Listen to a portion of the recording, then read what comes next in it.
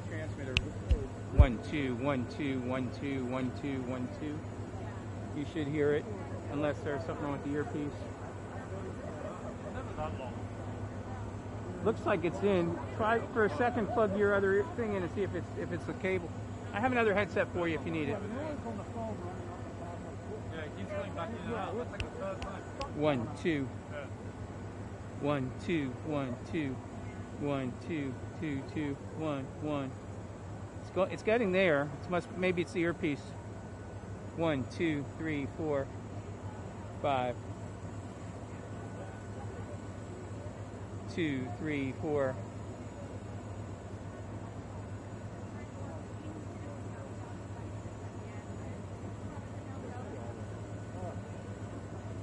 If to test it, one way to test it is to pull this piece off.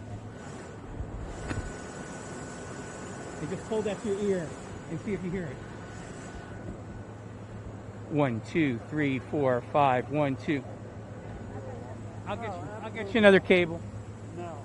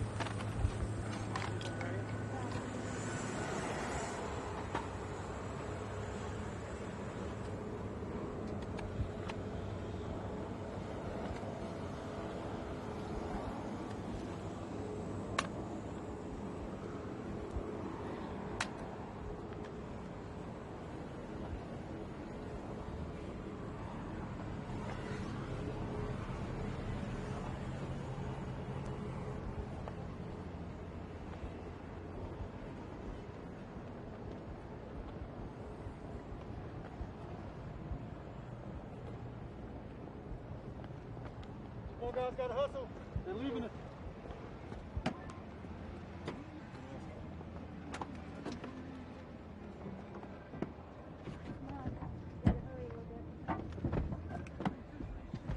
Okay, Brian, you there?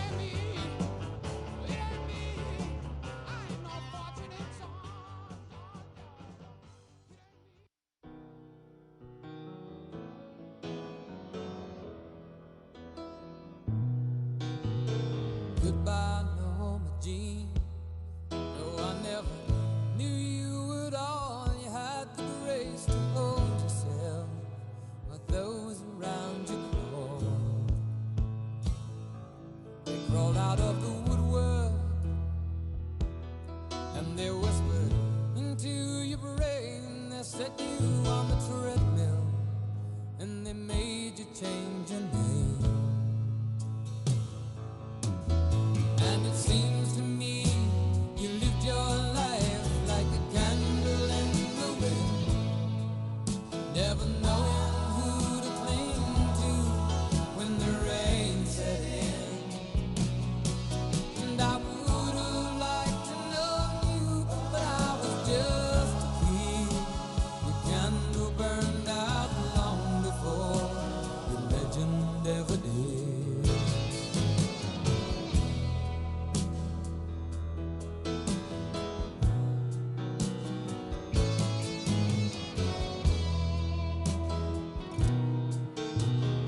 Loneliness was tough, the toughest role you ever played. Hollywood created a superstar, and fame was the price you paid. Even when you died, oh, the press still hounded you. All the papers had to say was that Marilyn was found in the news. And it seems to me you lived your life like a candle in the wind, never knowing who to cling to when the rain set in. And I would have liked to know you, but I was just a kid. Your candle burned out long before your legend ever did.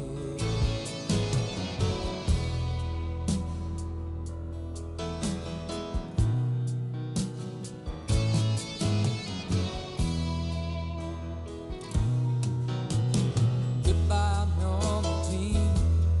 Though I never knew you at all, you had the grace to hold yourself while those around you crawl. Goodbye, normal teen. From a young man in the 22nd row who sees you as something more than sexual, more than just our Marilyn Monroe. And it seems to me you lived your life like a candle in the wind, never knowing who to cling to when the rain set in. And I would have liked to know you, but I was just a kid. Your candle burned out long before your legend ever did. Your candle burned out long before your legend ever did.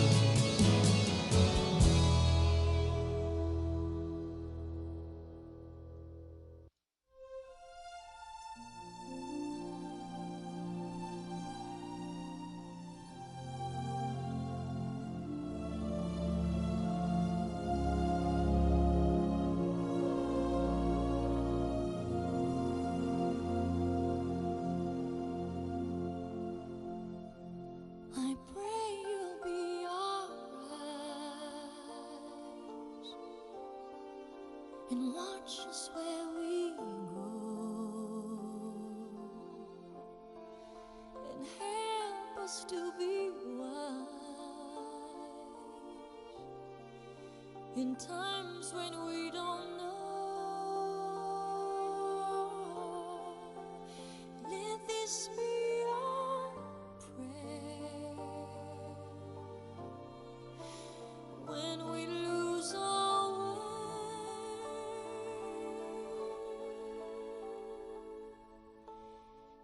Lead us to a place, guide us with your grace, to a place where we'll be safe. La luce che tu dai I pray we'll find your nel light cuore resterà and hold it in our heart. a ricordarci che When stars go out each night, l'eterna stella sei.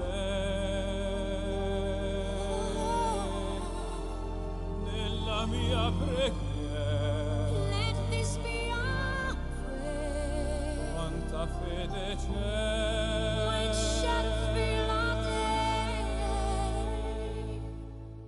Lead us to a place. Guide us with your grace. Give us faith so we'll be saved. Sogniamo un mondo senza più violenza, un mondo di giustizia e di speranza. Ognuno dia la mano al suo vicino, simbolo di pace, di fraternità. La forza che ci dà We ask that life be è il kind desiderio che and watch us from above. ognuno trovi amore We hope it's all we'll find. intorno e dentro sé. Another soul to love.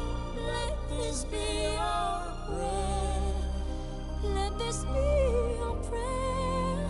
Just like every child, Just like every child, need to find a place. Guide us with your grace. Give us faith so we'll be saved. e la fede che hai acceso in noi. Sento che ci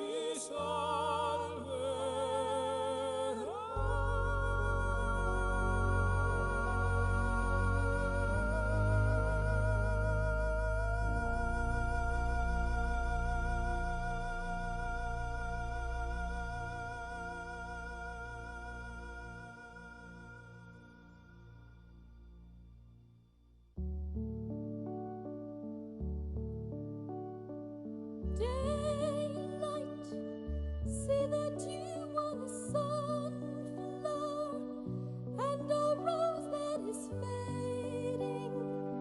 Roses wither away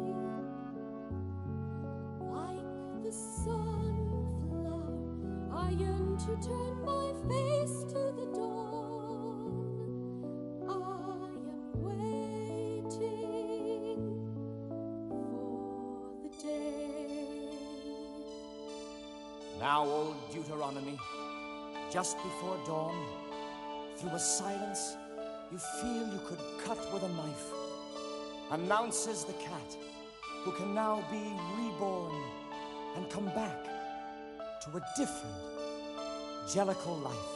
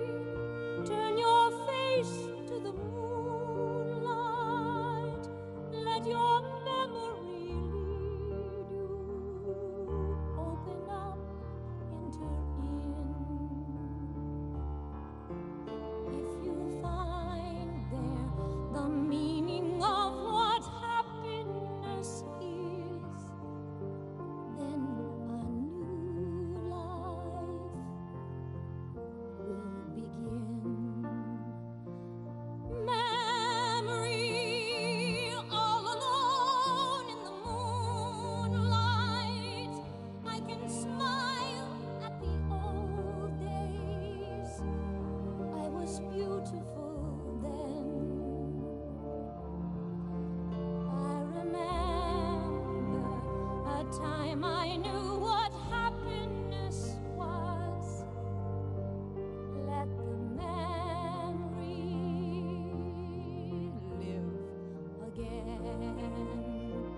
Burnt out ends of smoky days, the stale, cold smell of morning.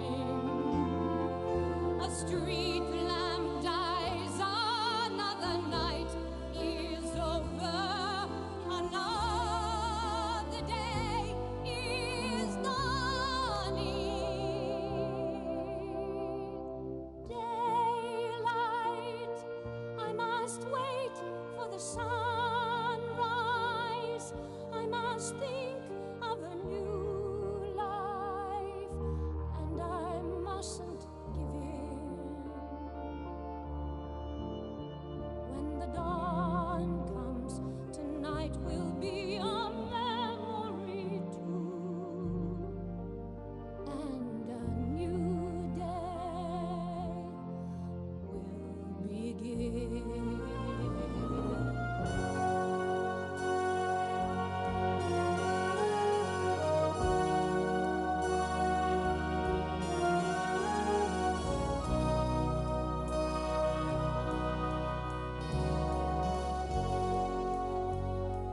Sunlight through the trees in summer, endless masquerading, like a flower as the dawn is breaking. The memory is fading. Touch me, it's so easy to leave me all alone with the memory of my days in the sun. If you touch me, you'll understand what happiness is. Look, a new day has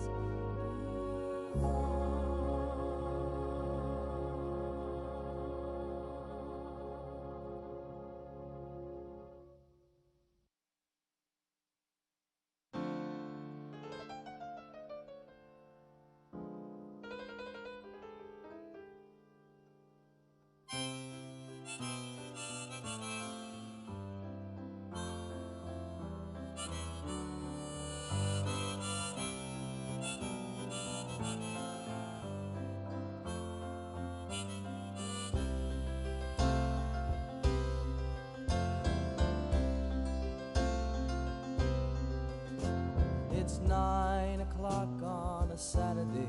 A regular crowd shuffles in. There's an old man sitting next to me, making love to his tonic and gin.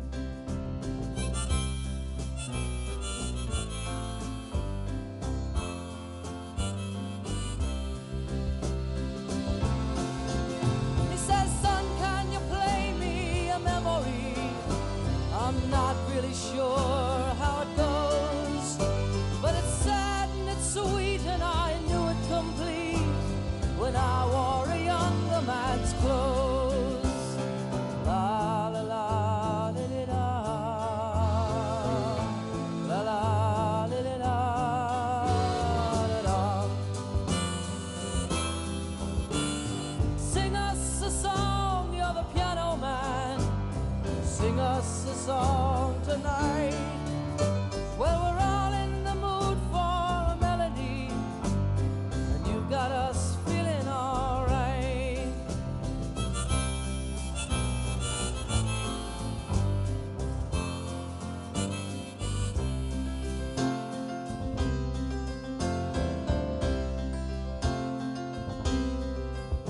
Now John at the bar is a friend of mine. gets me my drinks for free.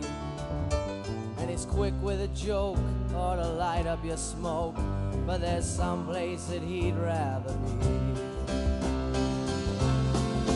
He says, Bill, I believe this is killing me, as a smile ran away from his face. Well, I'm sure that I could be a movie star if I could get out of this place. Oh, la la la, did it all. La la, did it all, it all. Now Paul is a real estate novelist who never had time for a wife. And he's talking with David, who's still in the Navy and probably will be for life.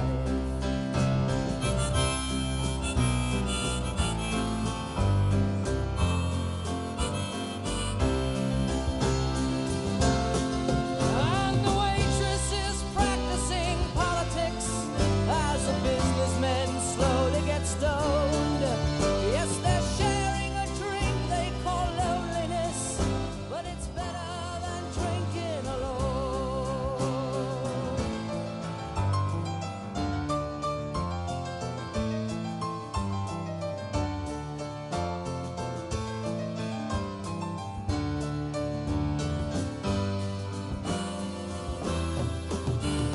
Sing us a song, you're the piano man. Sing us a song tonight. Well, we're all in the mood for a melody, and you got us feeling alright.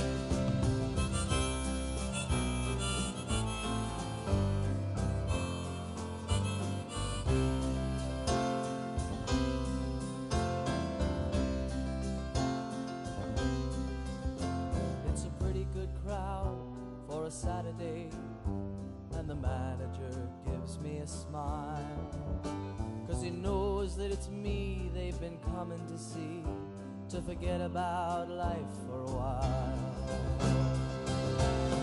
And the piano, it sounds like a carnival, and the microphone smells like a beer.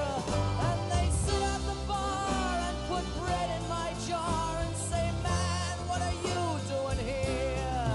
Oh, la la la, did it all. La la, did it all, la la. Sing us a song, you're the piano man.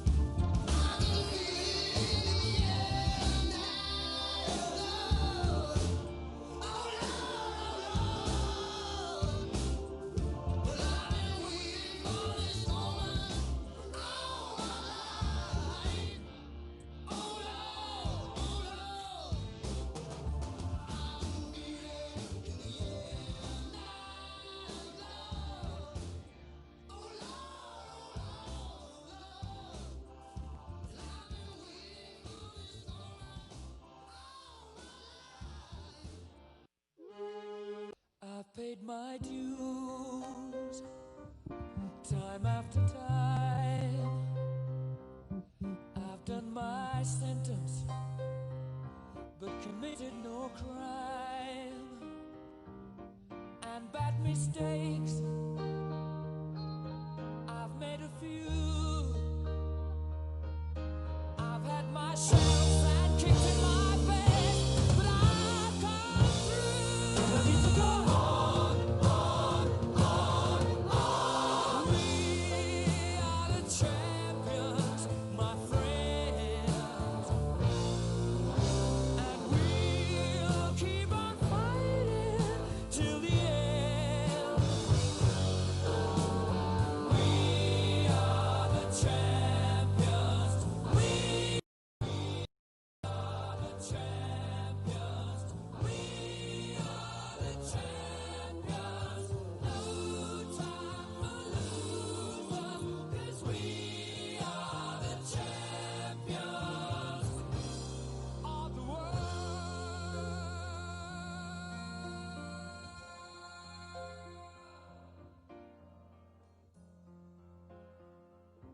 I've taken my bows and my curtain calls. You brought me fame and fortune and everything that goes with it. I thank you all, but it's been no bed of roses, no pleasure cruise. I consider it a challenge before the whole human race, and I ain't gonna lose. I need to go on. We are the champions, my friends, and we'll keep on fighting till the end. We are the champions. We are the champions. No time for losers, 'cause we are the champions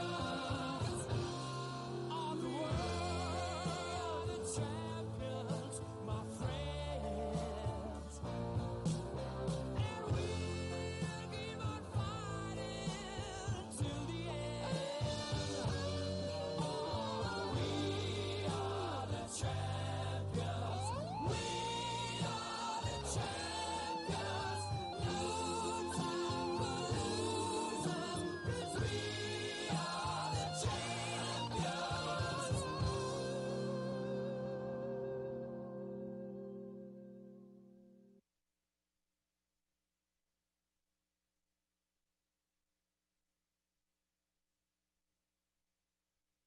Ladies and gentlemen, the President of the United States, Donald J. Trump. And I'm proud to be an American, where at least I know I'm free.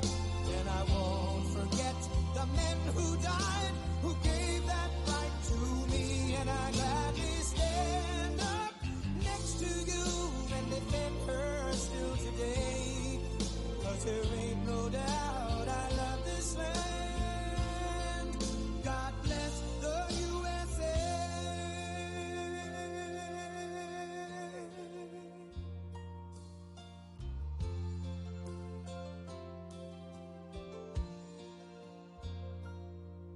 From the lakes of Minnesota to the hills of Tennessee, across the plain, Detroit to Houston, and New York to LA, where there's pride in every American heart, and it's time we stand and say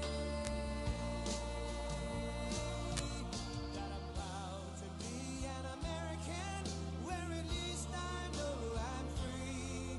And I won't forget the men who died, who gave that right to me.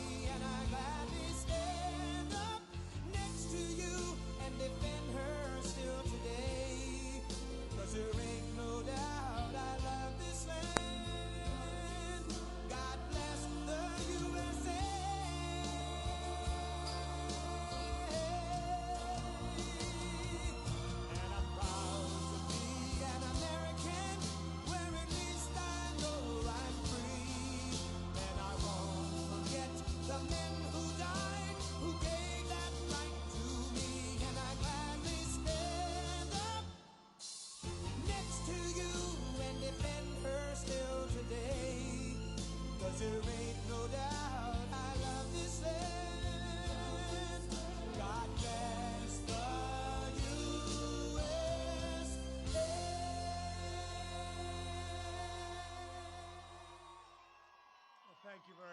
Thank you. What an honor. Thank you very much.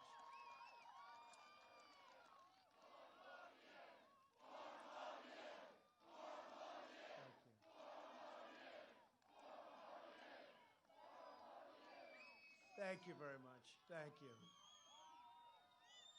We love this section of the world. It's a beautiful section. We appreciate it very much.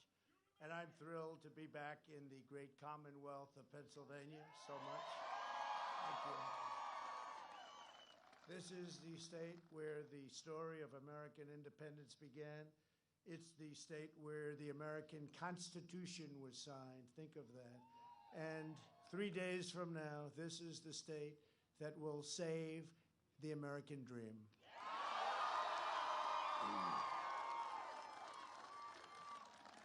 On November 3rd, we're going to win Pennsylvania, and we are going to win 4 more years in that very beautiful White House. We're gathered today in a very special place. In the harrowing days of December 1776, when the American Revolution seemed lost, General George Washington made his headquarters at this Bucks County farmhouse to plan his famous crossing of the Delaware. On Christmas night, he led what remained, and remained, very little remained, of that ragtag Continental Army on a daring midnight raid.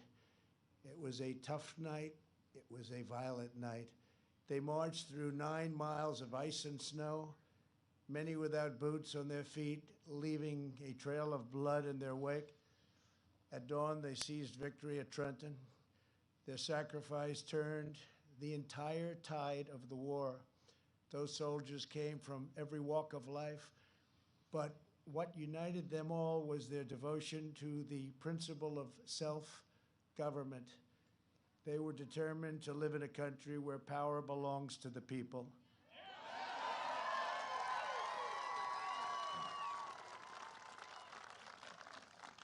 That priceless inheritance is at stake just 3 days from now, and a great red wave is forming.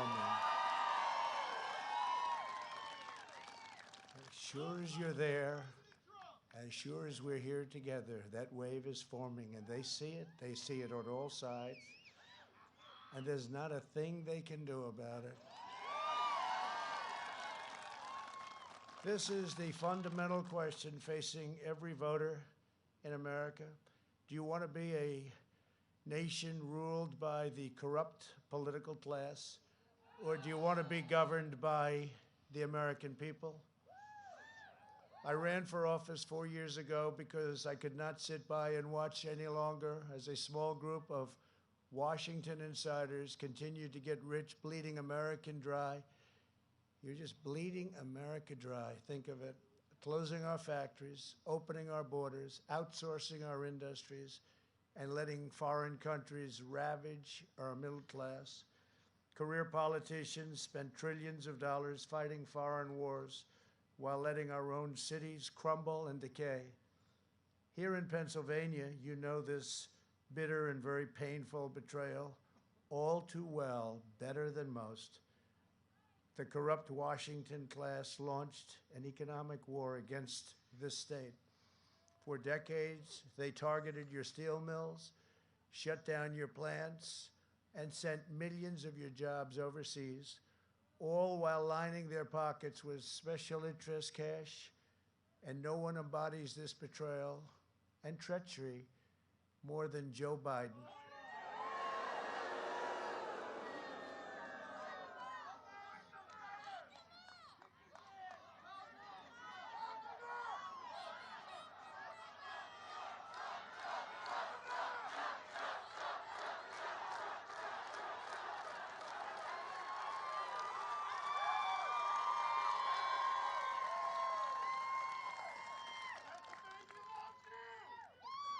And worst of all, the suppressed media and big tech refuses to cover the crime.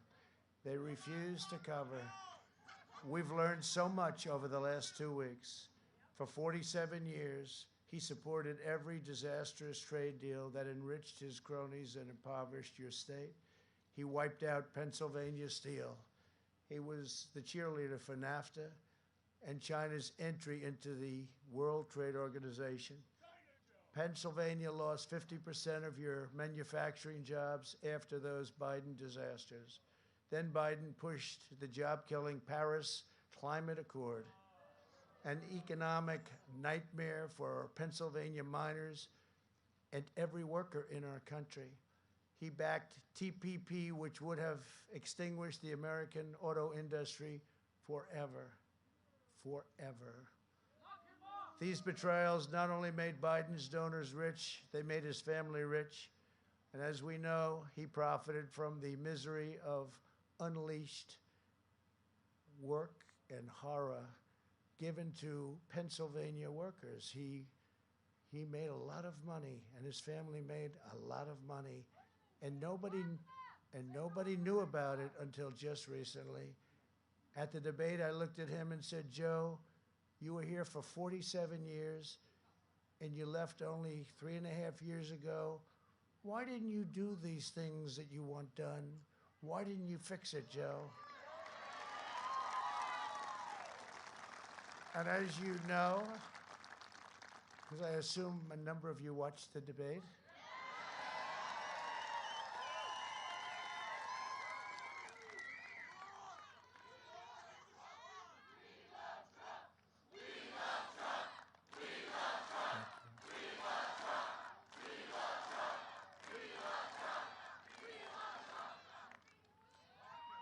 but as you know, he just looked at me and shrugged. In fact, the anchor looked up and said, why did you do it? She couldn't believe it. You know, she was on his side. She said, why did you do it? Why did you do it, and why did you say it? In 2016, Pennsylvania voted to fire this failed and corrupt political establishment, and you voted for an outsider as president who is finally putting America first.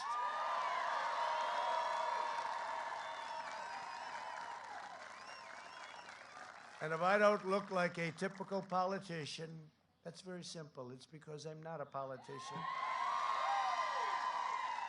If I don't always play by the rules of Washington and the Washington establishment, it's because I was elected to fight for you, and I fought harder for you than any president in the history of our country.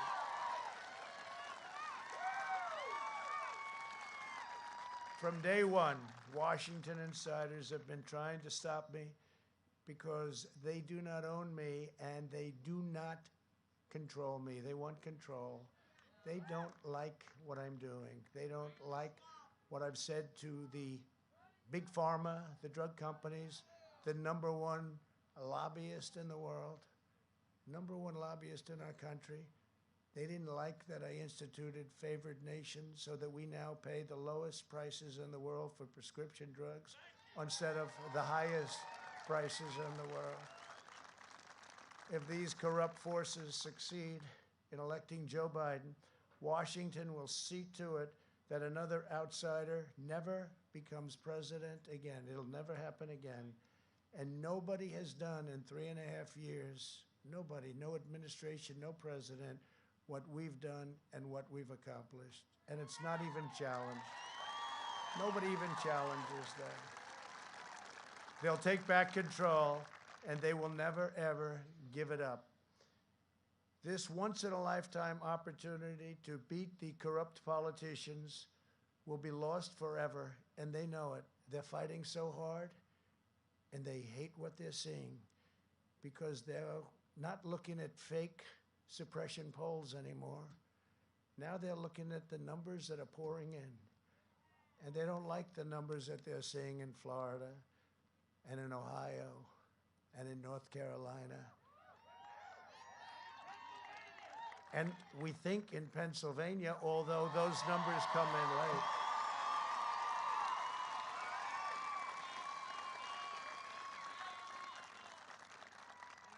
We think in Pennsylvania, they don't like it. They don't like it. They don't like what they see. And I just want to tell you that we have really, things have worked out so well for our country. Nobody had any idea that anything like this could ever happen. If you look at what's going on with, over the last 4 years, we've been building the biggest, strongest, and most secure middle class in human history. We built the most powerful military anywhere in the world. And over the next 4 years, we will make it even stronger, stronger like nobody thought even possible. Do not be intimidated by our opponents' angry and menacing tone, because if we were, we would never have been able to accomplish what we've accomplished. In truth, they are actually terrified of you, the people. They're terrified.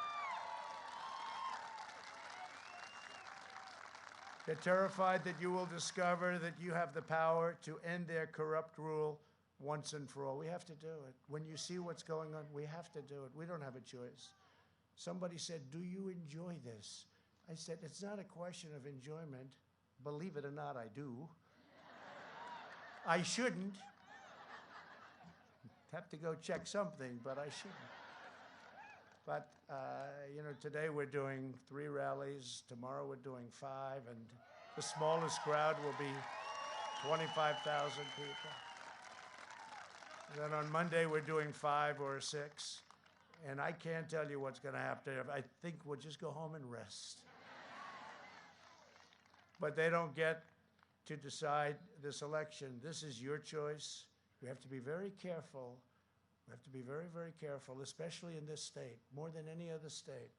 They say you have to be very, very careful. What happens in Philadelphia, we have to be extremely, everybody has to watch, vigilant. Your decision, your future is at stake. As your president, I don't answer to the special interests of no interest to me. I don't take instructions from donors and lobbyists. I don't care about them. I don't care about them. I don't take my orders from the media, or as I affectionately call them, the fake news media. And as you know, they've turned out to be far more fake than we ever thought. And they've really turned out to be corrupt. They are corrupt. They are really corrupt. The word fake is not strong enough, especially after what we've seen, where stories, major stories, the biggest story anywhere in the world is absolutely not covered. It's hard to have scandal when you have no coverage. And they work in conjunction with big tech, and they protect each other, and they protect the Democrats, because with the Democrats, you don't have somebody up talking like I do about them. So they can do whatever they want, and it will only this will only lead to very bad things. I do what is right for America. I do what's right for America. It's made me a lot of enemies in Washington, but I wear their opposition as a badge of honor. Winston Churchill once said that it was a nation that had the lion heart. I had the luck to give it the roar. I gave it the roar, and there is a roar, and people hear it all over. They heard it 4 years ago, loud and clear. Probably the biggest thing to happen. They talk Brexit, they talk many, numerous things, but this is always number one. What happened? 2016, and I will say, 2016 was an incredible, earth-shaking event. But 2020, and I never thought I'd say this, 2020, what we're doing right now through Tuesday, what we're doing is far bigger. It's far bigger. I never thought I'd say it. I never thought 4 years ago, and you never did either, somebody would say that this is going to be the most important election, perhaps in the history of our country. It's really amazing. The greatest threat to American democracy is the concentration of power among a small group of unelected special interests, the big tech CEOs who have been put in a position by us giving a law to them, Section 230. We've given them that power. And you know, that can be taken away.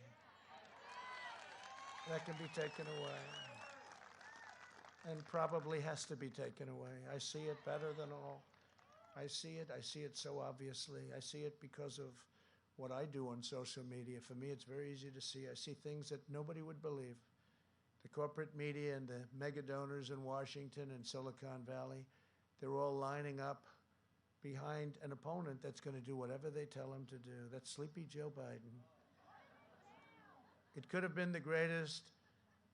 You know, if you look, we look at the amount of money that he has raised, hundreds of millions, $300 million one month. But I could have been the greatest of all time. I could have been the greatest political fundraiser because as president, all I had to do was call Wall Street, the big banks. I could have called the oil companies. I could have called all of the big companies. And every single one of them, and I know many of them, would have given me whatever I wanted. But I chose not to do that. And we did plenty. We have plenty. You can only buy so many commercials, you know. When the airwaves are full and you can't buy any more, I'm saying, where are we going to spend it? Although we did spend, in our case, a lot on ground game, which they, I think, forgot to spend. As much money as they have. They're screaming in Florida, where's our ground game? Where's our ground? Well, it takes a long time. You know what? It took us a year and a half to build that ground game, so we'll see how it all works out. But they didn't do that. They decided to go a different route. But they took in massive amounts of money. I could have taken in much more than that. They did $350. I could have done that within an hour. The president is calling. He'd like you to send $25 million, please. Who's going to tell me no? Nobody. But the problem is when they call in 6 months needing a favor that's worth billions, it's very hard, especially me being a loyal person, not a dishonest person, but a loyal person. It's very hard for me to say, no, I don't want to take his call. No, his or her call. No, I don't want to do it. So it really, you're compromised. It would have compromised our nation. So I didn't want to do that.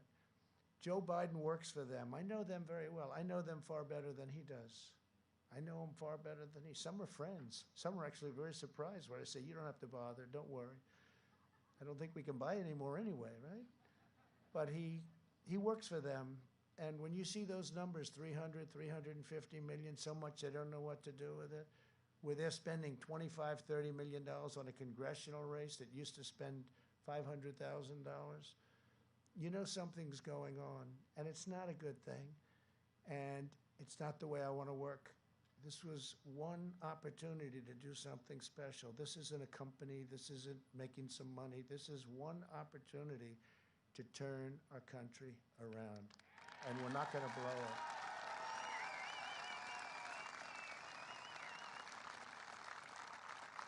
So he works for them, not for you, and it is I who work for you. I am working for you. It's like, not used to that too much, but I've gotten used to it. And we have this great opportunity together, and our people tend to vote in particular state. You tend to vote on the 3rd. I could say go in and early vote.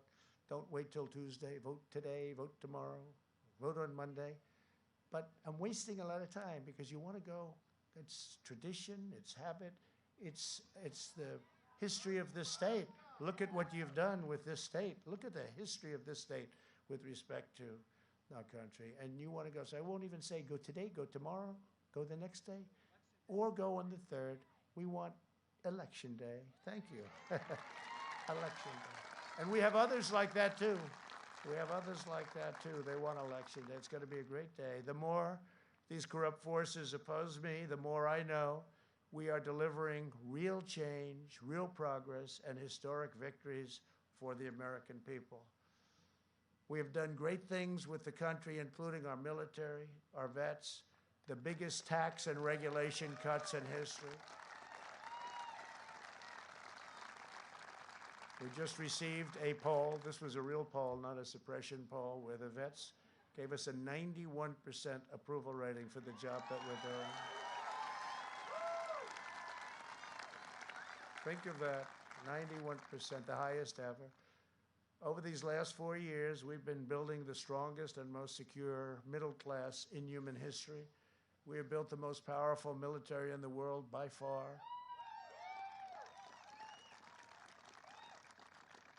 Nobody has ever built what we've built. And when I came in, we had a depleted military. We had old planes. We used to get parts by going to the airplane graveyards and taking the old parts out of old planes that was sitting there rusting in the sun and crazy weather where they store them in the deserts. And that's what we were doing. We had a terribly depleted military. And now we have the best equipment anywhere in the world by far, all made in the USA. And as I say, we are the envy of every world. We are the envy of every world power. From China to Russia, North Korea, they look at us and they say, wow, what they've done. New jets, new fighter jets, bombers, tanks, missiles, rockets, nuclear. And just hope to God we never have to use it. Hope to God we never have to use it, but it's less likely that we'll ever have to use it when we have it. Okay? When we have it. We were in very bad shape militarily. A general came to see me, highly overrated general came to see me, actually. One of the world's most overrated generals, and he said, sir, we have no ammunition. Right at the beginning, you know what I'm talking about, because we could have had conflict. He said, sir, could you hold it off? We have no ammunition. And I said, General, no president should ever hear that statement again. We have no ammunition. Well, now we have so much ammunition. Our problem is we have no storage. And over the next 4 years, we will make it even stronger. It's going to keep us safe. Last night, our brave special forces rescued an American hostage in a faraway country.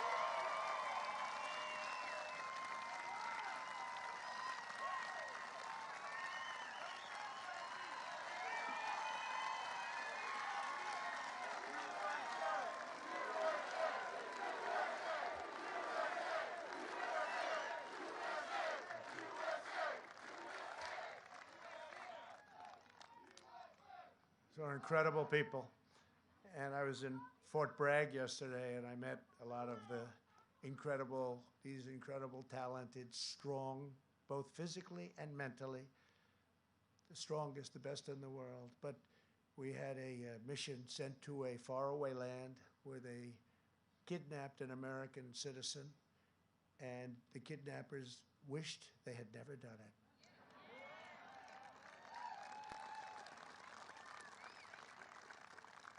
And they went in with a large group, 0 casualties. We got our American citizen, young man, we got our young man back.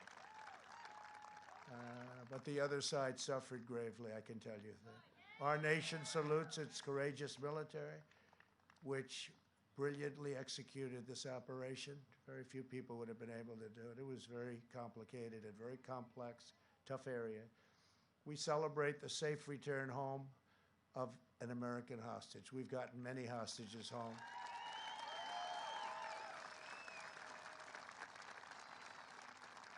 And I pay nothing, can't pay. Once you pay, you'll have many, many more. We're 40-0. Robert O'Brien, who's doing a tremendous job, said to me, sir, you're 48-0. 48-0, think of that. We've brought many, many of them home. Some mostly in pretty good shape, some in very, very bad shape. Specifically, you know who I'm talking about. Came home in very bad shape, but sometimes that happens too. But we've brought many home, but we don't pay.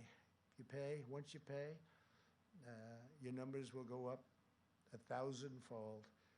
We're boldly standing up to China. We achieved the most secure border in American history, our southern border.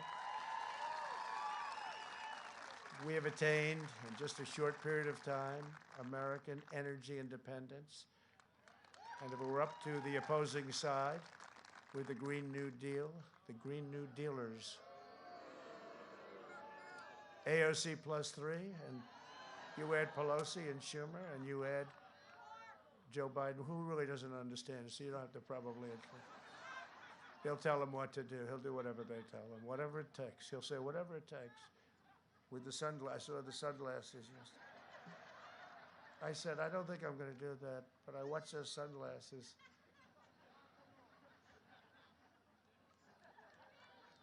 I don't know. To me, it didn't work. We're bringing our jobs, our factories, our wealth, and our troops all back home. They're all coming home. They're all coming home. And instead of endless wars in countries that even you very sophisticated people in some cases have never even heard of, we're achieving one historic peace deal after another. If you look.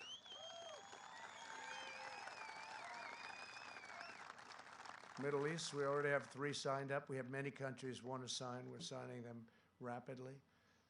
And even with Kosovo and Serbia, we're doing a trade deal with each, a routine trade deal. When I heard about it, I said, wait a minute. They've been killing each other for decades. They've been killing and killing for decades, each other, fighting all the time. We're doing a trade deal. They want it. They always want us. All of them want us. The whole world wants us. So we're in a great negotiating position. But I said, Kosovo, Serbia, we're doing a trade deal. You tell them we're not going to do the deal unless they make peace. And all of a sudden, they were hugging in the Oval Office. It's great, right? No. And it came through common sense, and it came for no money. Going to make a trade deal. We said, no, we're not going to make the deal unless you two start getting in. You're killing each other for decades and decades. That's all they do is they kill each other.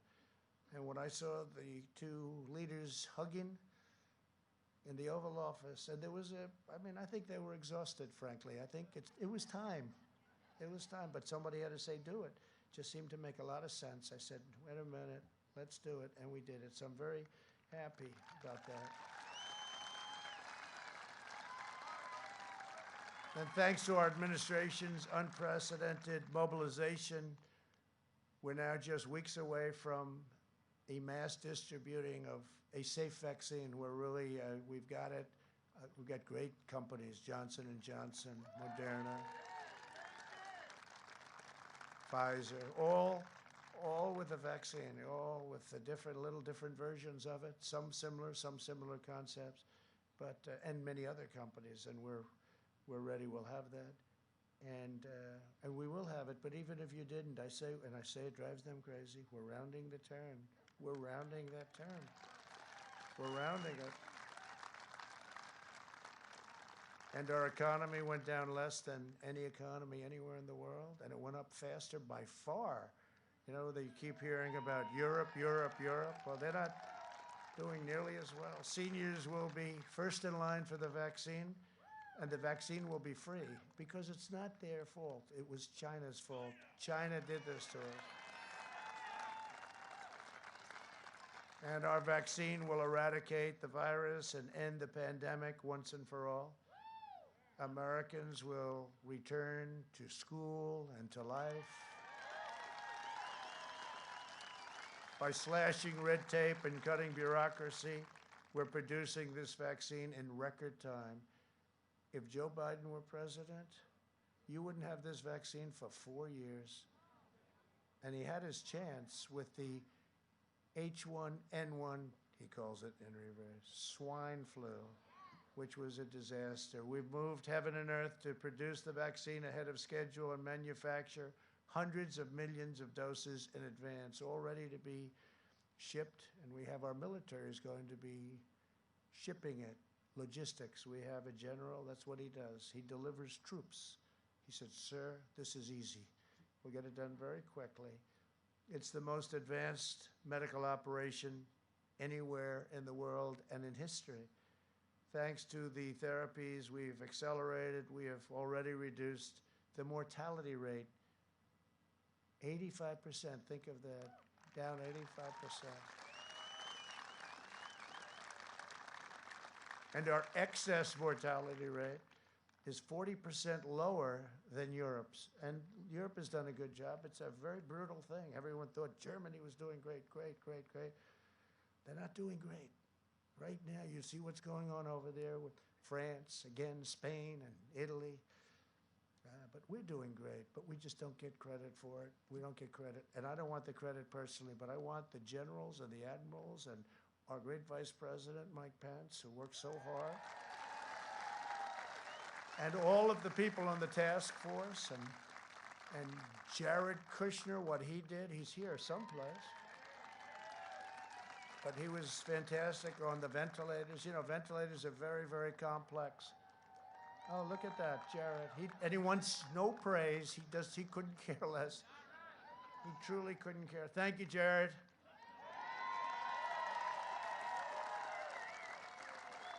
No, we had a tremendous ventilator, just a quick story. We had a tremendous ventilator problem because we weren't equipped for a thing like this. This is once in 100 years. It was 1918, we're talking about the Spanish flu. And we weren't equipped for that. And all of a sudden we're getting calls. We need 40,000 ventilators, like in New York. They needed far less than that, but they needed many, many ventilators. And other states are calling. We need ventilators. And it's a very complicated piece of equipment, as you can imagine, with pipes going down, heavily computerized. And people didn't know what to do, making them on a mass scale like this. Hospitals had very few of them. And Jared called up some of his genius friends. His brother's one of the most important people in Silicon Valley, smart family. They called up and they had these super brilliant young men come in. I mean, some of them were wearing undershirts. They were wearing a baseball cap. How much are you worth? About $1 billion, sir. Still, they had founded companies, sold their companies, but they were brilliant. One of them had roller skates on. And they wanted to throw him out of the White House. They said, sir, there's a kid here, undershirt and roller skates. I said, yeah, he's worth $2.5 billion, you know. But Jared called a whole group of people down. And to them, to us, to all of us, a ventilator is very complicated. To them, it's like the simplest machine they've ever seen. And they went to the automobile companies where they had excess plant capacity, and they went to various companies, and we started producing, within a short period of time, ventilators. And this story is just never told, and I don't think I've ever told it, not in this detail. We started producing ventilators in a short period of time at a level that nobody thought was thousands and thousands of months. Nobody thought was even possible. And a relatively short period of time after that, all of our hospitals were sent tens of thousands of ventilators, tens of thousands of ventilators. Great companies, very big companies, the car companies, very big companies. They did a fantastic job. They'd line up with a small ventilator company. And we make the best ventilators. I mean, they say they're the best. And they were sent all over our country. And think of it, and that was done so quickly. But these brilliant young people were able to do it. Regular people could, I mean, you could never do a thing like this. So we made thousands a month, and not one person, think of this, in our country, not one person who needed a ventilator didn't get a ventilator. How incredible is that? But they won't tell that story. That's not me, that's Jared and a whole group of very brilliant people, together with the military and with a lot of our great companies. We've had a tremendous relationship. It's the biggest mobilization since World War II, and it was an incredible job. Now what we're doing is we continue to make thousands a month, and we're sending them to foreign countries who are desperate for ventilators and would have no idea, there would be no way they could ever get them, including, I mean, we send them to France and we send them to Spain and Italy, but we send them to countries in Africa who are really having a terrible hard time. And we're sending thousands of them to other countries. And I just think it's a tremendous story. And it's something that we did that we're very proud of. And it's something that nobody talks about. You don't hear the word ventilators anymore.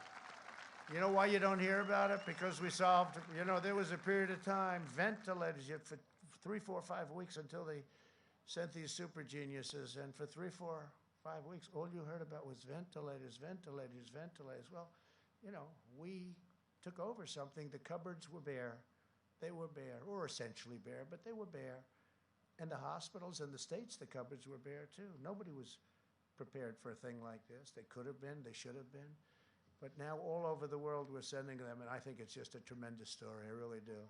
It's a story that's untold. You'll probably never hear about it again. And as soon as we started making all of these thousands of ventilators, you haven't heard the word ventilator? Just like, and there's one other quick story. The wall, the wall, the wall, that's all you heard. Trump promised the wall. Will he ever give the wall, the wall, the wall? And then now the wall is going to be completed very quickly. We have over 400 miles of wall built.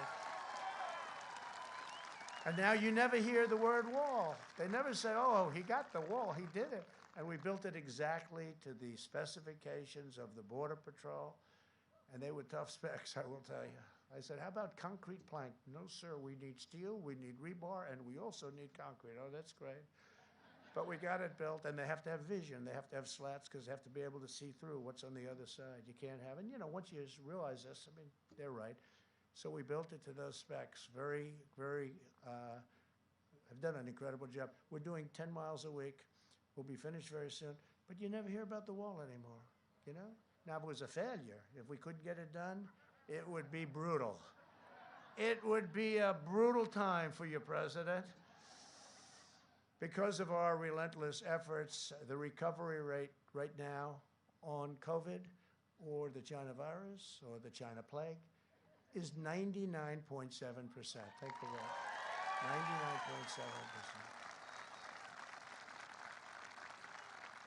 And I'm here. I'm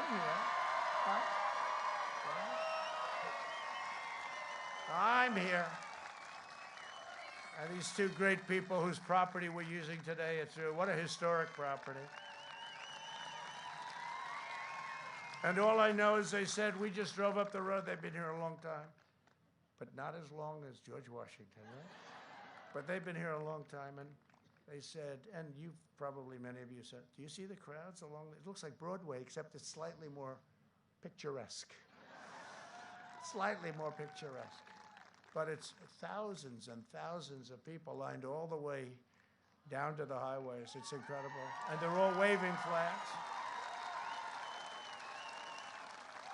Most importantly, they're all waving flags and they're proud of our nation. And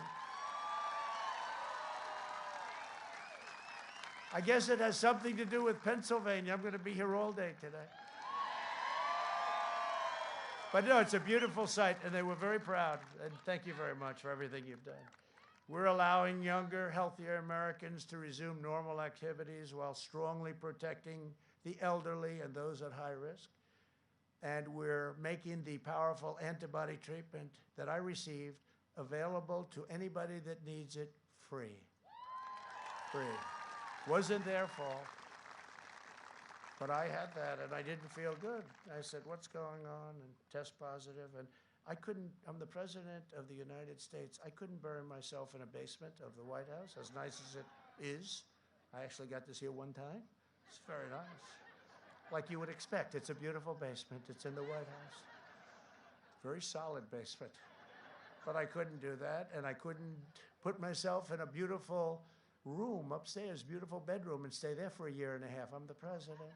And I'd go to meetings, I'd say, that's a lot of people. And then one day, that happens. And I said I wasn't feeling good. And the doctor came in, and great doctors, great White House doctors, Sean, and they came in, they said, sir, you've tested positive. I said, tested positive for what? And they said, for COVID, for COVID. He actually used the term COVID. He's more politically correct than I am. I said, that's not good.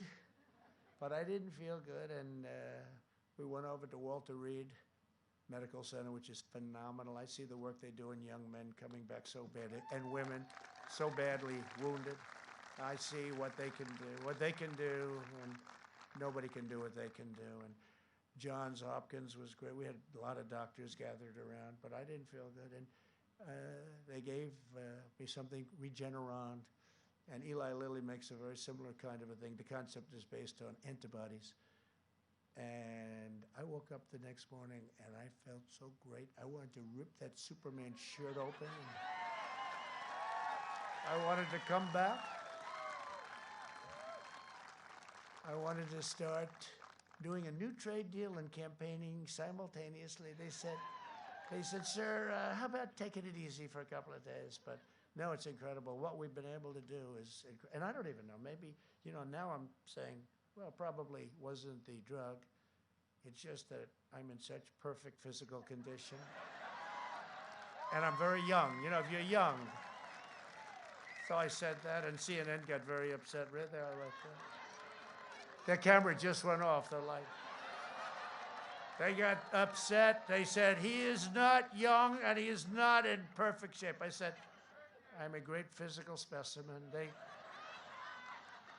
didn't like it when I said that.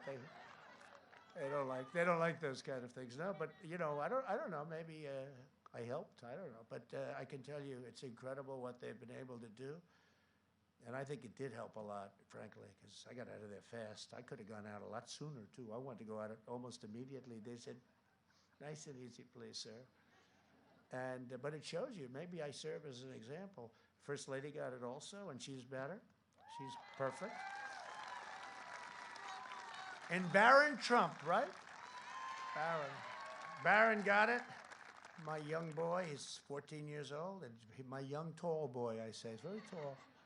He's a good guy, good-looking guy and strong, so he has it. They say, sir, Barron tested positive also. I said, wow.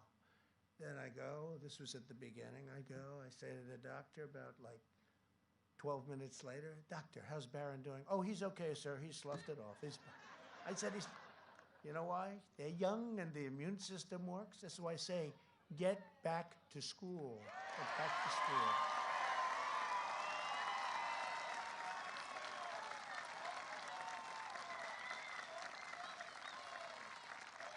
Get back to school.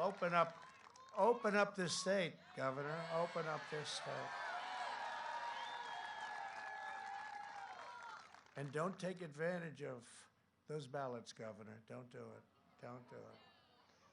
We will terminate the virus with science, medicine, and groundbreaking therapies and cures. I watched Joe Biden speak yesterday.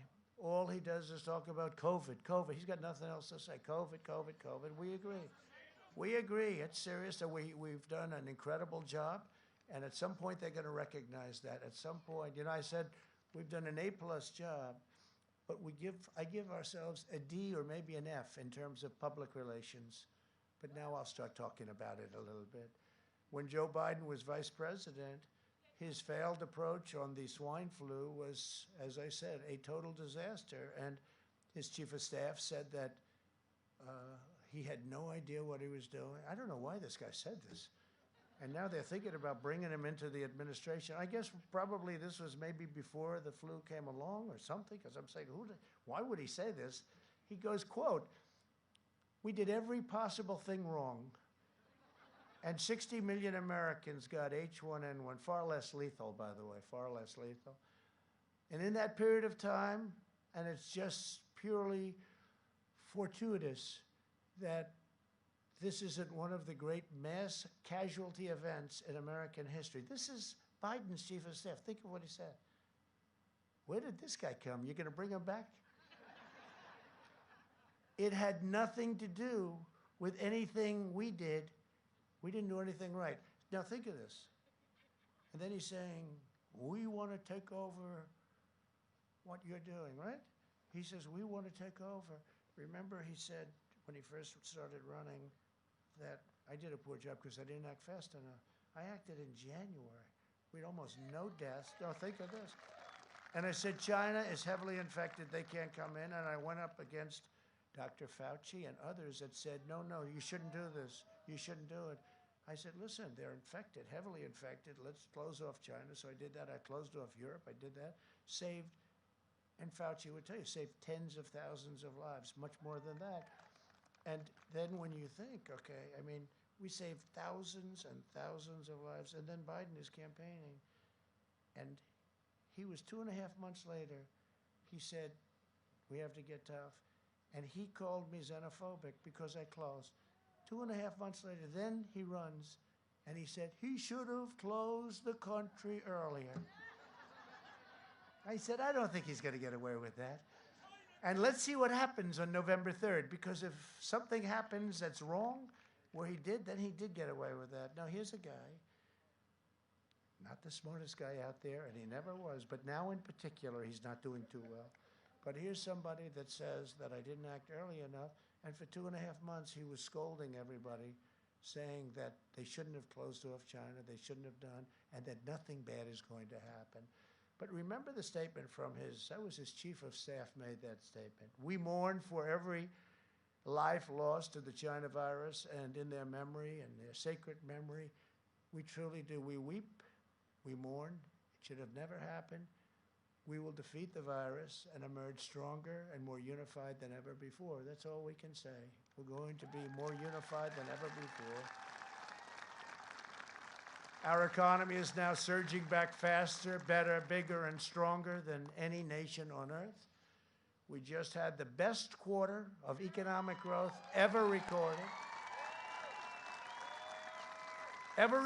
by more than double, a 33.1% increase, more than our great number from 1952. That was the number we bet, but more than double. And you know what? The press is refusing to talk about it. It's not even a major story. It was, one of the analysts said today, it was the greatest economic number that they have ever seen. Okay, GDP up 33.1%. That means it grew 33 in a quarter. And the press barely mentions it, not even on the front page of newspapers, because that's the game they play, it's suppression. That's why we have to win. We can't let them do this. We have to win. This was according to a certain very important person, and Larry Kudlow, who's a terrific guy, and other people. Sir, this is the greatest financial number probably ever recorded in our country. Think of that. That's a big statement. And double, more than double, a number from 1952. And it's barely covered. And that's only for one reason, because they want us to do very poorly on November 3rd. They don't want to tell the American public about this. The one advantage I do have is I do have a way of getting the word out, but it's very tough when they pick it up. Even this, they won't pick this up. I made a statement, strong statement. They won't pick it up because it's good news. They'll fabricate stories. They'll make up false stories. They'll put you at #1 on Twitter all the time. Stories that aren't trending. These stories are so boring. They'll make up, the Times will write false stories all the time, and they'll put them, and yet they won't talk about the Biden corruption. They won't talk about where's Hunter, and they won't talk about, don't feel bad, the cameras are all off, don't worry, we just lost the last camera, I'm sorry. But they won't talk about the fact that Hunter got $183,000 a month to sit on a board of Burisma and got $3 million, perhaps $3 million up front. They won't, who had no job, who had no experience in energy. They won't talk about the fact that the wife of the mayor of Moscow gave him $3.5 million, right? For what? They won't talk about the fact that the father went to China in Air Force Two. Where's Hunter was with him. I put his first name, his real first name is Ware. We're going to make it Ware. Where's Hunter was with him. And in 10 minutes, he walked out with $1.5 billion to manage, which is millions of dollars in fees, millions and millions. And they won't talk about the fact that he was going for the big one next with China. He asked for $10 million a year for introductory purposes. In other words, he was going to introduce people. $10 million a year. This is a payoff, that's all it is. And they won't talk about the fact that the father was the big guy. To me, he's not a big guy. He's not a big guy. Little guy.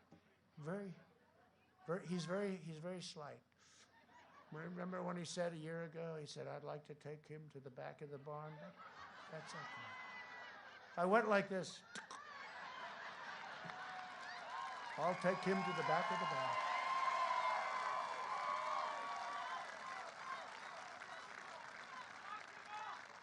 The glasses. Next year will be the greatest economic year in the history of our country if we don't raise taxes. If Joe Biden is elected, he will delay the vaccine, prolong the pandemic, close down schools, and impose a nationwide lockdown. That's what they're talking. Can you imagine going? And we're making the greatest comeback of any country by far, and they're actually talking, he's talking about a lockdown. He has no clue, but he's talking about it. That's his only plan, to make you a prisoner in your home, a prisoner in your own country, and under the Biden lockdown, the recovery will be totally killed. The economy will crash. Country can't afford it. The people can't afford it, but country can. Can you imagine? I mean, your state has to open up, too. All Democrat governors, you, Michigan, North Carolina, I mean, they're all Democrat governors, and they're probably doing it because they want to affect the election. You know, they're probably doing it by November 4th, they'll announce, we've decided to open up Pennsylvania. The Commonwealth of Pennsylvania will be opened on November 4th, you know? No, because it can't be. They can't be so stupid, what they're doing to people. And the countless people that will die from depression and drug overdoses and suicide and abuse and really a deferral of medical care. There'll be no school. There'll be no graduations. There'll be no weddings, no Thanksgivings, no Christmas, no Easters, no 4th of Julys. There'll be nothing. Will be nothing. And you know, one thing we've learned very recently, everyone likes the computers and the laptop, and oh, we can learn from the computer, you don't have to go. Well, now we've given it the all-time mass test, right? A child being in a classroom, or if you're older, a campus, even a college campus, but a child being in a classroom cannot be replaced by a computer. It can't. It doesn't work. It's no good. And they're losing, you know, potentially years out of their life, and it's the important years, it's the development years, but the computers don't work. They're okay, but they're a small percentage, and that's come out loud and clear. Telehealth, great, it's been incredible. I think it's a 7,000 increase percent, and telehealth has been really great. It's gonna have a great future, but not education. They have to be in their classroom with other students, and they have to find their way in life. And no future, this is no future for what they're doing in Pennsylvania, what they're doing in other states. This is no future for American youth. It's going to have a long-term impact on them. Biden's plan will destroy America. My plan will destroy the virus and make America greater than it's ever been.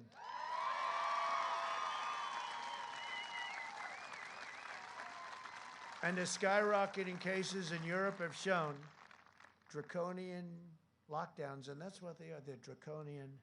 Do not stop the virus. They've done it. Italy was so locked down. Now it's starting all over again. They just don't. It's a terrible thing that was unleashed on us, and we should never forget what happened.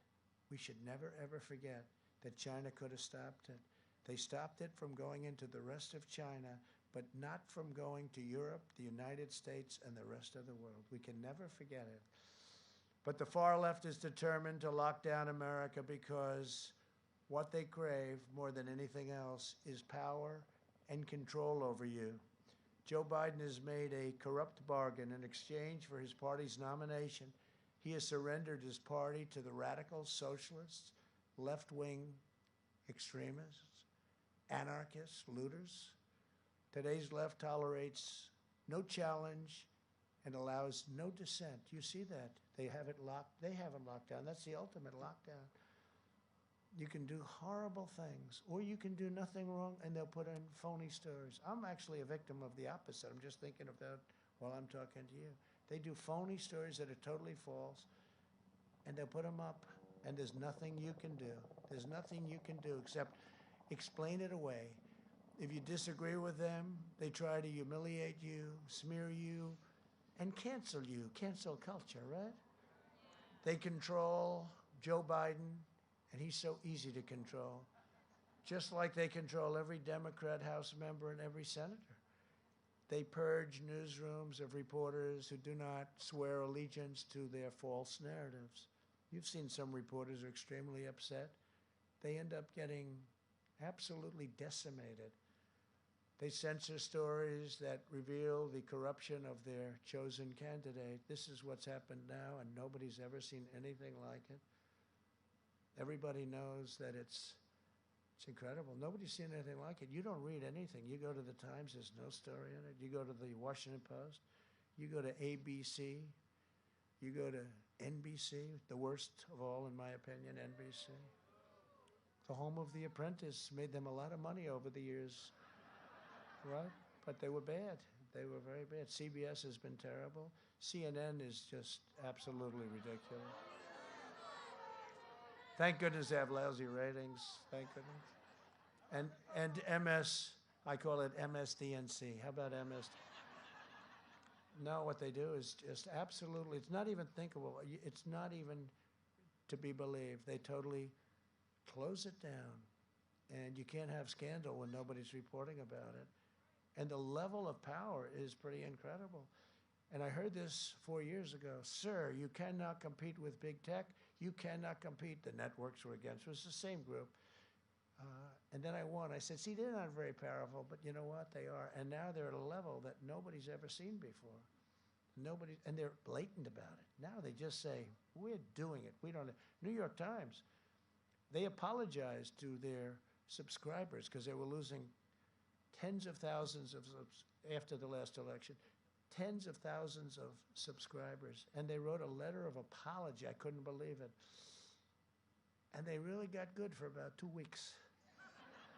And then they got worse than ever. I mean, it's every day a phony story after story after story. They have a story about taxes. I don't pay taxes.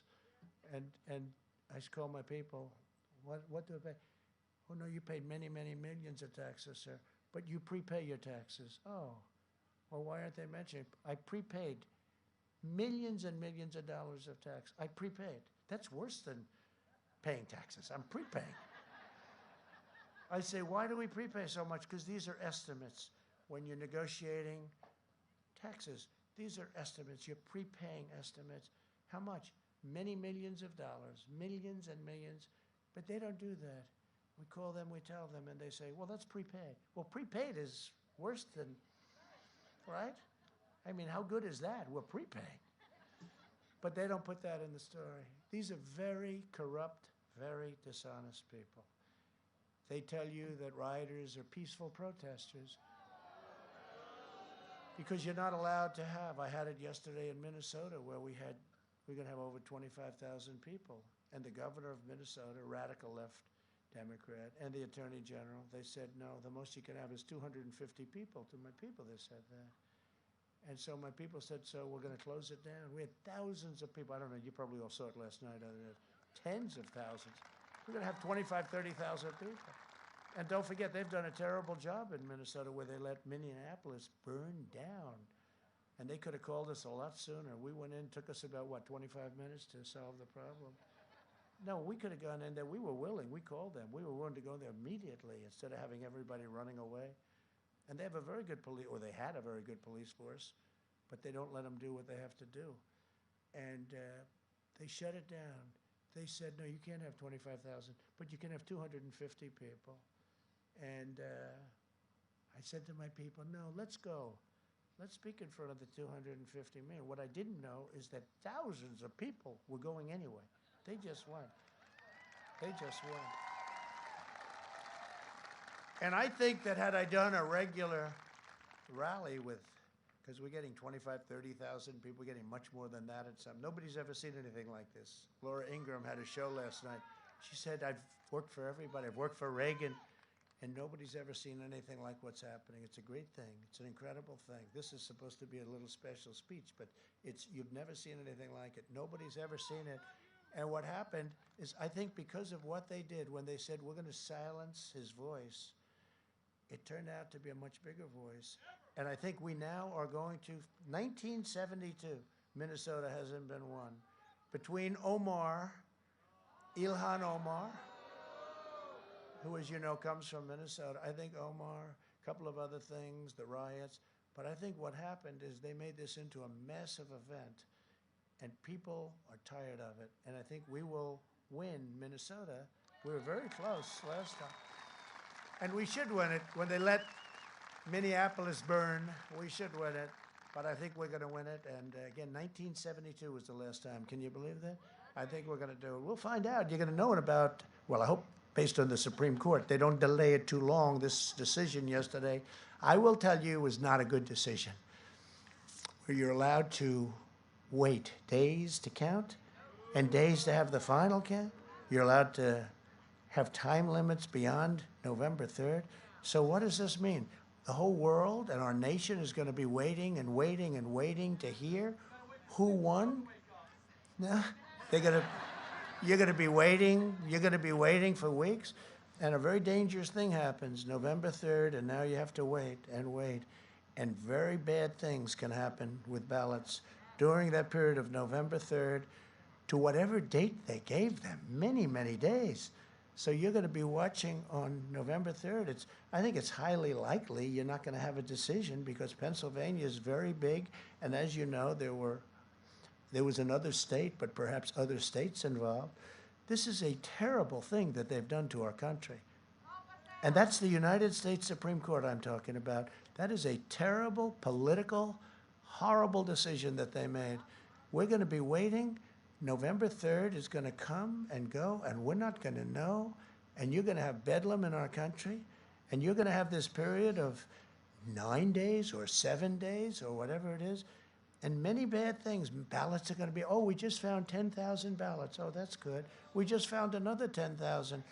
This is a horrible thing that the United States Supreme Court has done to our country. And I say it loud, and I say it proud.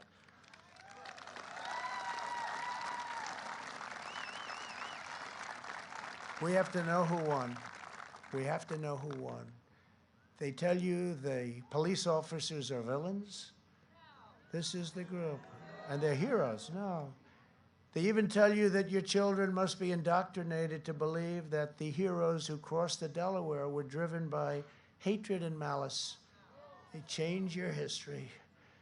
A vote for Joe Biden is a vote to give this radical movement absolute power and unchecked control over every aspect of American life. Joe Biden, he's not all there.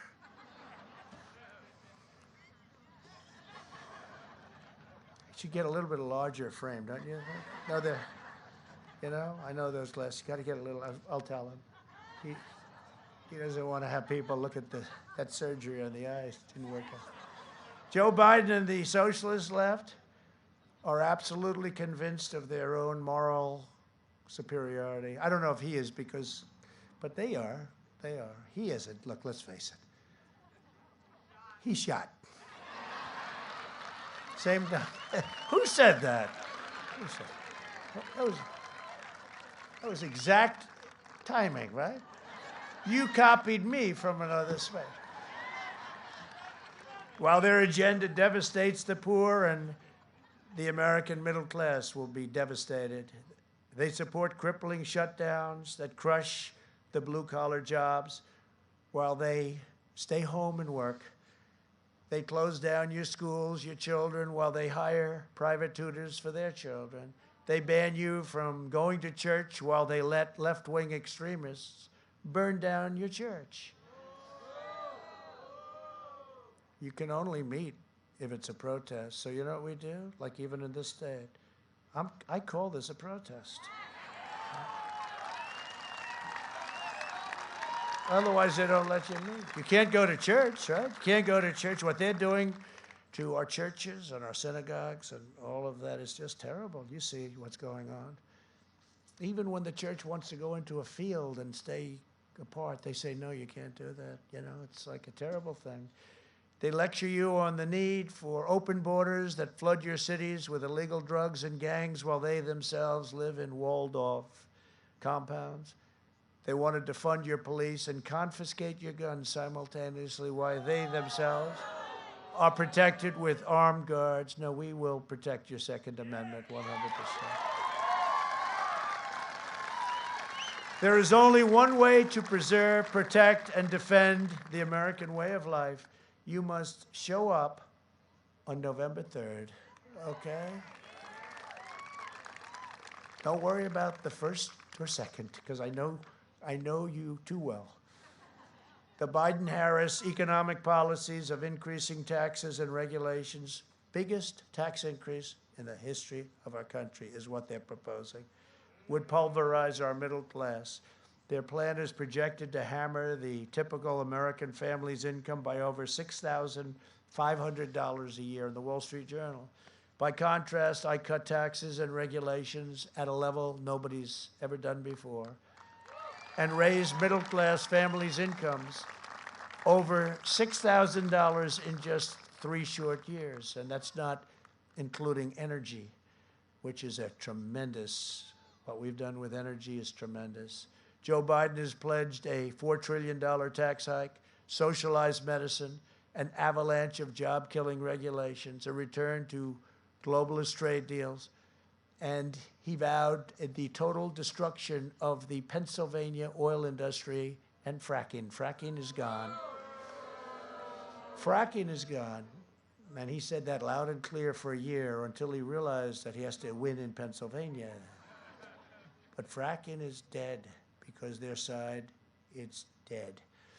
You saw AOC go out and say, no, no, no, you can't say that when Biden switched. And he never had one question from the press. How could you say it for a year and then all of a sudden switch when you walk into Pennsylvania? Now, fracking would be dead. Joe Biden's plan to abolish American energy is an economic death sentence for Pennsylvania. A vote for Biden is a vote to ban fracking and to send your state into a nightmare of poverty and depression. That's what's going to happen. It's your single biggest industry by far, probably 1 million jobs one way or the other. And what it would do to our country, because our country has low energy costs. You and Texas and others. Think of Texas. He's running in Texas. We're doing very well in Texas, but if you believe the fake news, they'll tell you, oh, it's very close. It's not close at all. And it wasn't close 4 years ago. Think of Texas. It's very close. He's against oil, he's against guns, and he's against religion. And then they say, Texas is very close. Think of that, right? He's against oil, guns, and God. Texas is very close. Too close to call. I don't think so. I think Texas is going to be very strong for us. Can you imagine going into Texas, say, we're going to take your guns away, and by the way, we're going to close up every oil well that you have? Well, vote for me, vote for Joe. I don't think so. I don't think so. If Biden wins, there will be no fracking, no oil, no natural gas, no jobs, and no future.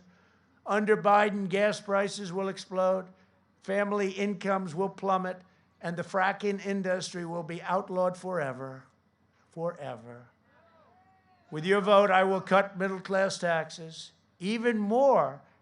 I mean, we cut them at the highest level in the history of our country, even more. And you saw what it did. That's why we're coming back so quick, because we have a strong foundation, a base.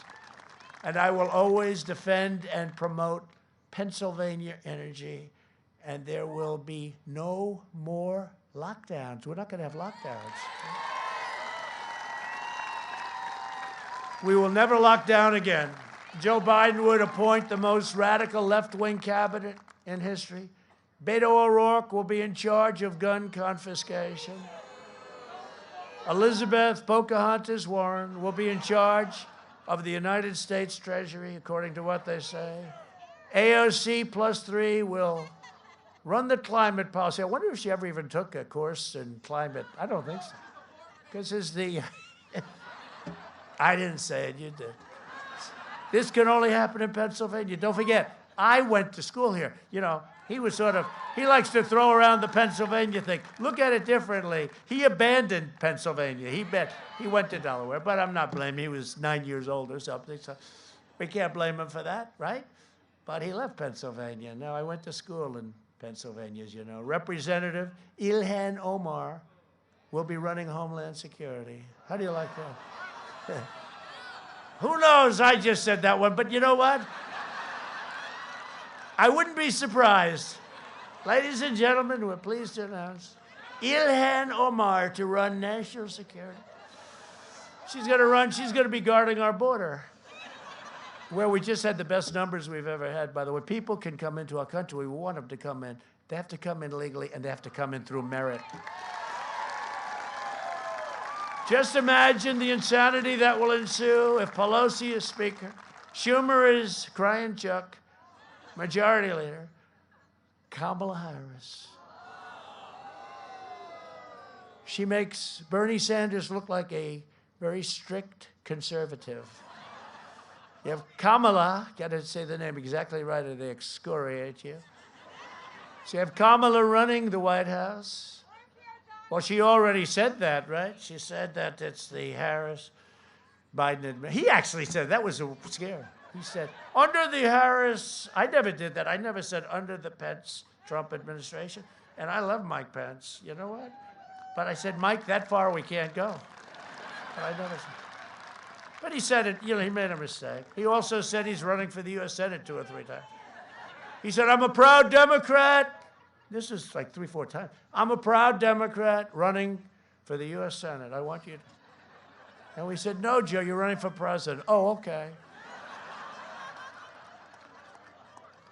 Is this whole thing, I mean, can you believe that this could only happen to me? And how are you doing? We're tied. We're tied. How the hell? How can I be tied? We're tied. He said 4 times. The other thing he does badly. Haven't done it yet. I hope I never do. But he'll be making a speech in Ohio. Ladies and gentlemen of Iowa, it's proud to be. The worst is when he's making one in Miami with the palm trees. The beautiful palm trees. Ladies and gentlemen of Ohio. No. No, he's made that many times. And you know what I always say? Winston Churchill was a great, great orator, right? Amazing orator. Amazingly because he was a stutterer in his life. He was a stutterer in his life, became a great orator. You could give a speech equal to the best that he's ever made. And if you made the mistake in saying, welcome, like we're in Pennsylvania, it's great to be in New York. It doesn't matter how good your speech is. It's over. Just walk off. It's over. But he does it all the time, and nobody ever says it. No, he is shot. Under my leadership, we achieved, and he's not a nice person.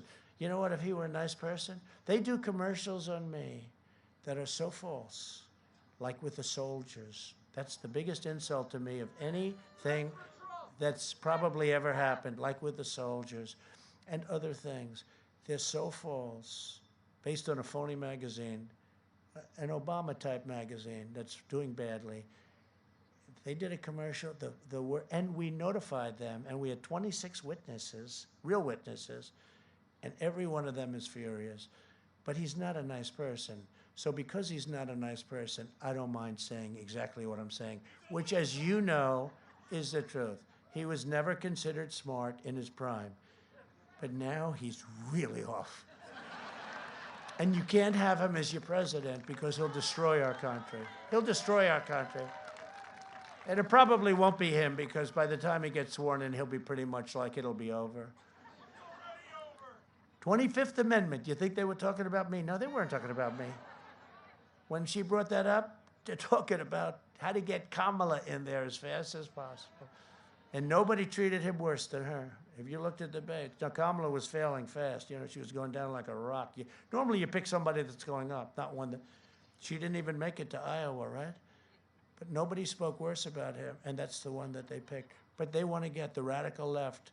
They'd love to get her in, and that will be a very, I don't know if you can ever come back from a thing like that. You know, I'm not sure that a country, you look at Venezuela, you look at what's going on, where it was the richest, it was so great 20 years ago, and now they don't have food, they don't have water, they don't have medicine. Under my leadership, we achieved the most secure border in American history, the wall. Biden's plan to admit unlimited low-wage foreign workers will slash incomes, surge unemployment, and devastate the middle class, all to enrich the globalist donors. As president, my only special interest is you. That is true, my only special interest. To protect our national security, I also suspended the entry of refugees from foreign nations compromised by terrorism. Just call up President Macron, as I do often, and ask him what's happening over there. You saw those horrible attacks this last week, more than one. We're keeping radical Islamic terrorists the hell out of our country, if I have your approval. Biden has pledged a staggering 700% increase in refugees. This is a deal made between Biden and Bernie Sanders, Crazy Bernie. The manifesto, we call it. This is a document, a very thick document, naming things that they're all horrible. But they've agreed 700% increase in refugees from the most dangerous and violent terrorists, hotspots anywhere on earth, including Syria, Somalia, and Yemen. These are some of the most dangerous places in the world. 700% increase. This is agreed to. This isn't like, oh, this is talk. This is a manifesto. It's a document.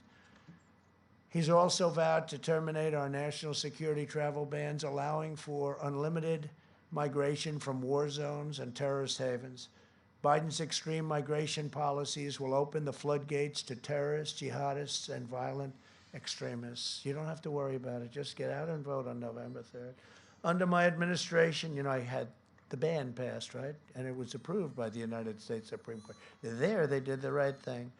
Under my administration, the safest of our families will always come first. That's safety. We want safety. Has to come first. The Secretary of Defense under President Obama, Robert Gates, said that Joe Biden has been on the wrong side of every foreign policy issue in his lifetime. President Obama used to say that if you wanted something really screwed up, give it to Joe Biden to handle. This is the guy that we have running. In fact, Obama tried to keep Joe from running. He was very famously quoted as saying, Joe, you don't have to do this. You don't have to do this, Joe. Don't do it. You don't have to do this. I could see that. And then wouldn't endorse him until long after the primaries had ended. And Joe is lost. Think of it. He wouldn't endorse him. He was a vice president, wouldn't endorse him, made all these terrible statements, wouldn't endorse him. And then even after he won, it was months before he endorsed him because he didn't want to see it happen. I think he's probably the most surprised person on earth, Obama. And they said, sir, Obama's going to start campaigning for him a couple of days ago. I said, that's okay, that's good. He campaigned for Hillary. How did that work out?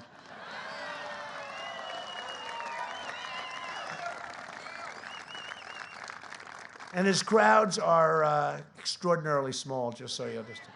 They're not big. They're like 22 people, 18 people.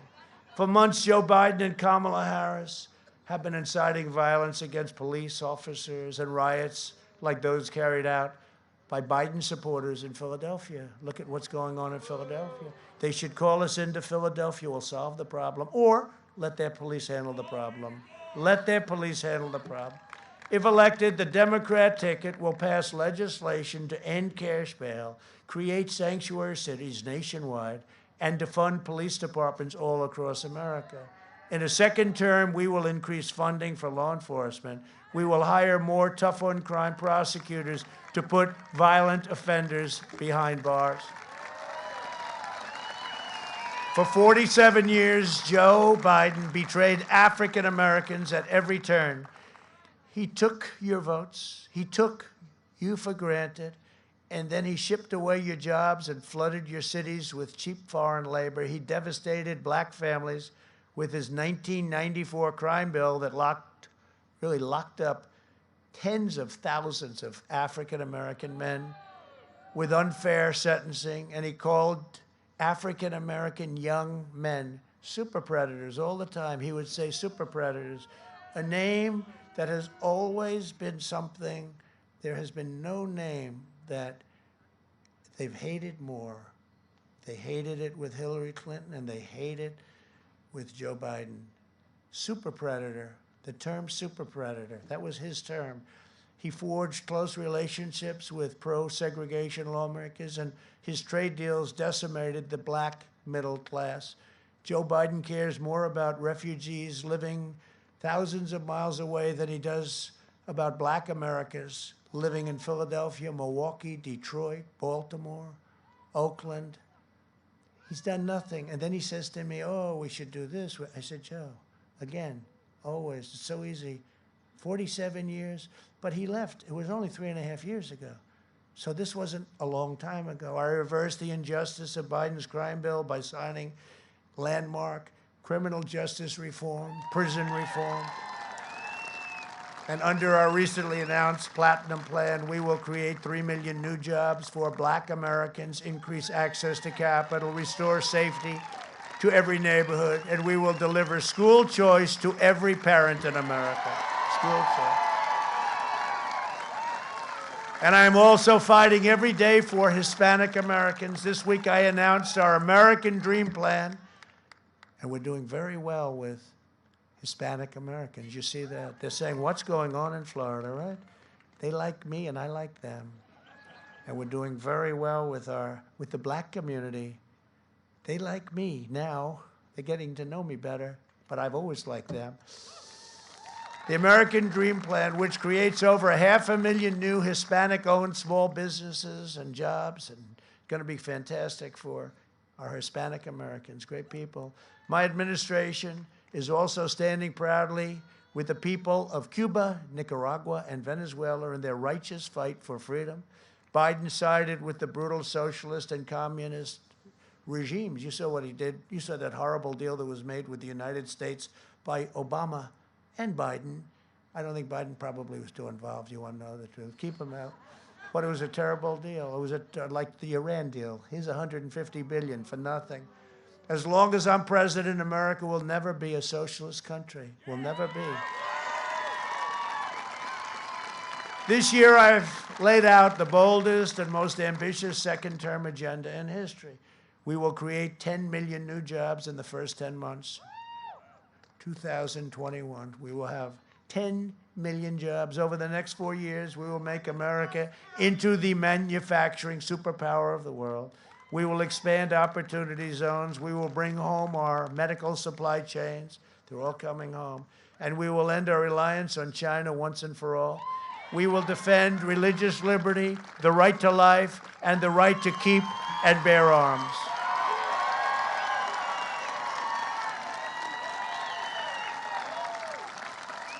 And we will restore patriotic education to our schools. In our debate last week, Joe Biden said that America has, quote, never, ever lived up to our founding ideals, right? And he said it was an idea. It was just an idea that America's a great country. The United States is a great country. It's not an idea. It's a great country. Pennsylvanians know the truth more than most when you think of the great history of this state. From Washington's Crossing and Independence Hall in Philadelphia to the Quakers who ran the Underground Railroad, from the Union soldiers who lay at the rest, and you lay at rest. They lay at rest in Gettysburg. What a place, Gettysburg, one of the most beautiful places, and so gruesome for a period of time. Never fight uphill, my boys, right? He said, never fight uphill, me boys, never fight uphill. They fought uphill. To the workers of Bethlehem and Allentown who forged the steel that won World War II, America is the story of everyday citizens who have given everything to help this country live up to the highest ideals. My fellow citizens, you deserve a president who believes in America, a president who loves our country, and a president who loves you.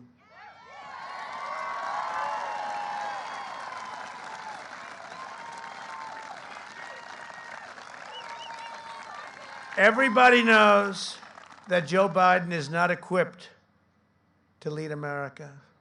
To Republicans, Democrats, and independents across this state, across this nation, I am asking for you to honor me with a vote that's going to make our nation greater than ever before. I will continue to fight for you with every breath in my body.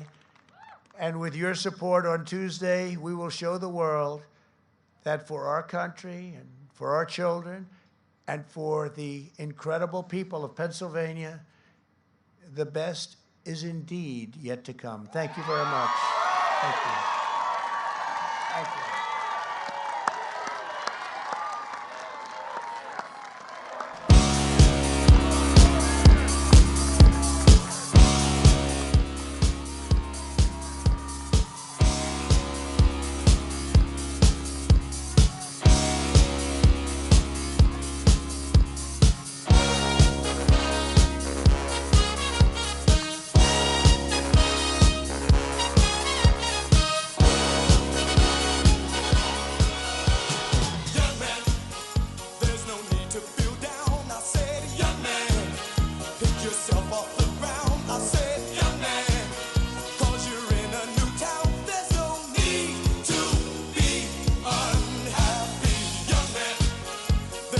wish you